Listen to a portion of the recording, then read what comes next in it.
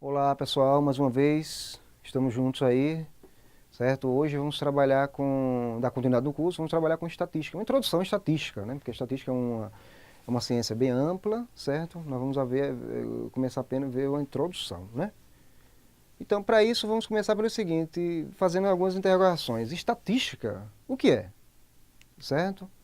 Bom, eu dei uma definição que eu achei mais adequada para o nosso curso, que é exatamente a ciência que tem por objetivo planejar, coletar, tabular, analisar e interpretar informações e delas extrair conclusões que permitam a tomada de decisões acertadas mediante incertezas, certo? Onde encontramos a estatística no nosso dia a dia? Por exemplo, nos meios de comunicação. Exemplo, 6 estados decretam estado de emergência por Zika, né? Onde eu posso encontrar também a nossa estatística no dia a dia? Na média final de uma determinada componente curricular, certo? Como a estatística pode ser útil? Fornecendo um mecanismo que auxilia na tomada de decisão em toda situação onde certezas estão presentes. Podemos considerar a ciência estatística como dividida basicamente em duas partes. Quais? Estatística descritiva e estatística indutiva. O que é estatística descritiva?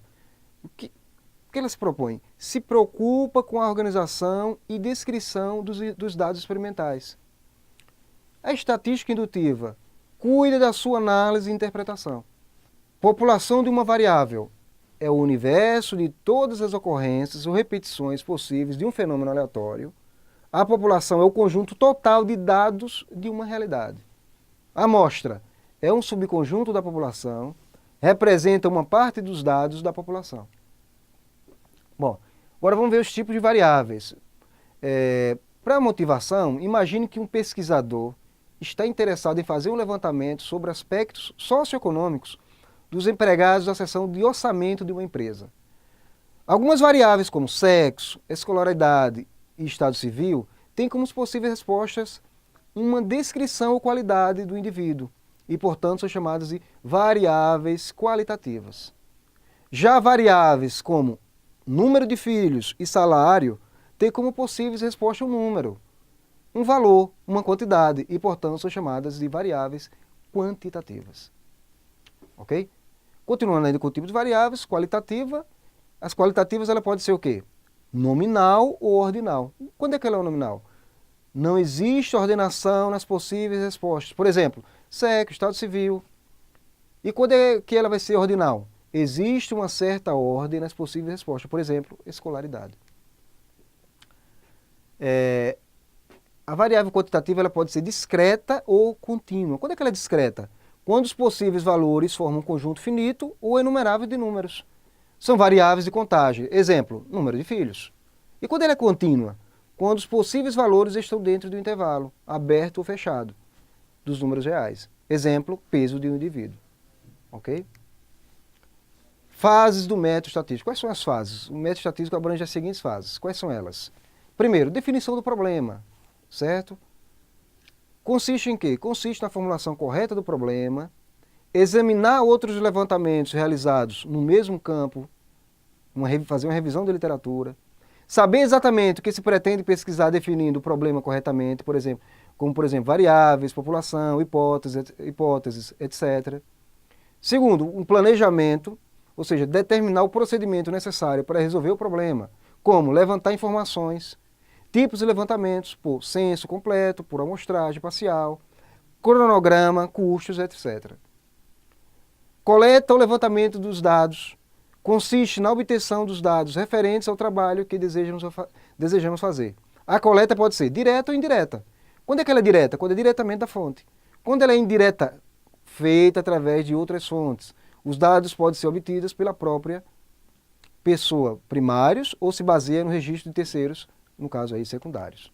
Ok? Apuração dos dados ou sumarização, que consiste em resumir os dados através de uma contagem e agrupamento. É um trabalho de coordenação e de tabulação.